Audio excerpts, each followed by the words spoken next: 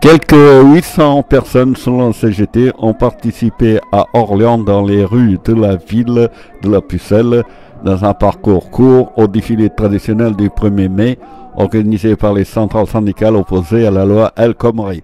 Pas grand-chose à retenir de cette manifestation sinon les slogans habituels d'opposition aux politiques du gouvernement. Donc c'était un 1er mai particulier puisqu'il est juste après le 28 avril.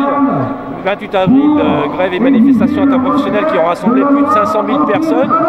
Donc le mécontentement est très important, toujours très important concernant le retrait du projet de loi travail. Et aujourd'hui, bon, même si effectivement il y a toujours un peu moins de monde le 1er mai, parce que bon, il y a aussi besoin de souffler un peu dans les familles, mais en même temps c'est une manifestation qui va être importante dans toute la France. Aujourd'hui sur Orléans on était plus de 800 manifestants. Il y a des manifestations aussi dans le Loiret, notamment à Gien et à Montargis, donc on ne sera pas loin à mon avis des 1500 manifestants pour un 1er mai. Je dirais que c'est quand même une bonne chose. Ensuite donc on va maintenant à partir de mardi prochain, on va rentrer dans une nouvelle phase de la mobilisation puisque le projet de loi va rentrer en débat à l'Assemblée nationale.